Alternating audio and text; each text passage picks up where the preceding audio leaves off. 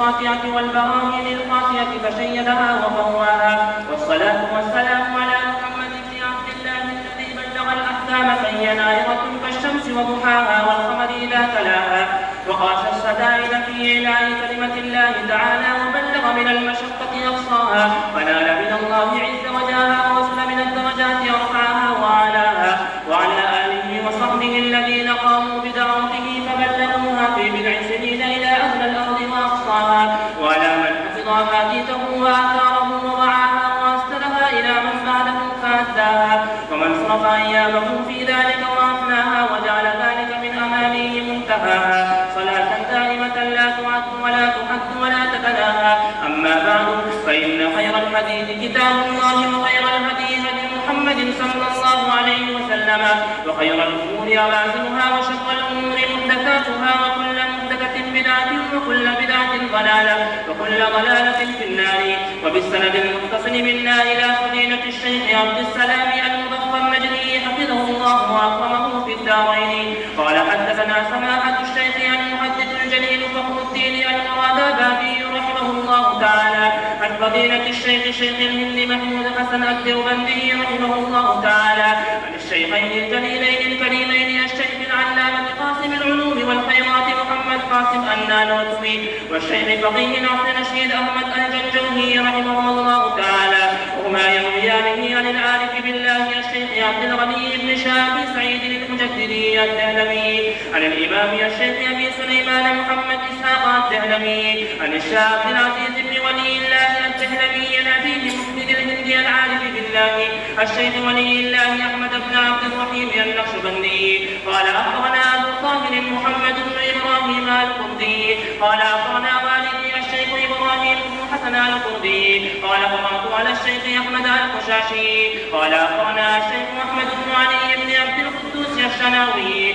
قال: أخبرنا الشيخ محمد شهاب الدين أحمد الرملي عن الشيخ زكريا بن محمد أبي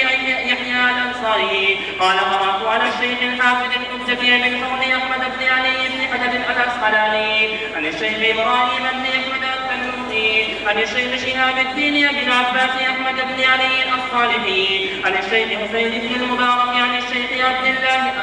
عن الشيخ عبد الأول بن عيسى بن شعيب الهروي عن الشيخ عبد الرحمن بن محمد بن مظفر الداودي عن الشيخ أبي محمد عبد الله بن أحمد السخي عن الشيخ أبي عبد الله محمد بن يوسف الفضلي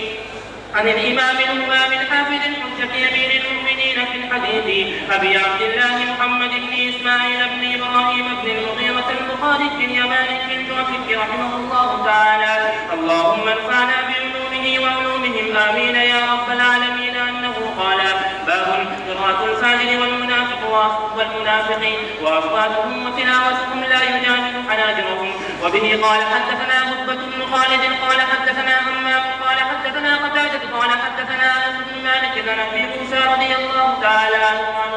عن النبي صلى الله عليه وسلم قال: مثل المؤمن الذي يقرأ القرآن كالمحجة طعمها طيب وريحها طيب، والذي لا يقرأ القرآن كالتمرة طعمها طيب ولا ريح لها. ومثل الفاجر الذي يقرأ القرآن كمثل الريحانة ريحها طيب وطعمها مر. ومثل الفاجر الذي لا يقرأ القرآن كمثل الحنظلة طعمها مر ولا ريح لها. وبه قال: حدثنا علي قال: حدثنا هشام قال: أخبرنا معمر عن الزهري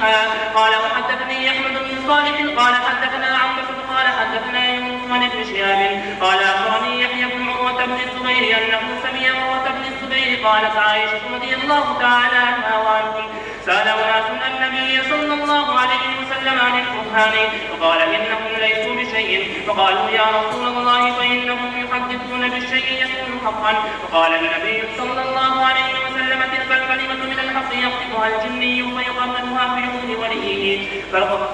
فقد رأت الزجاجة ويخلطون فيه أكثر من 100 كذبة. وبه قال: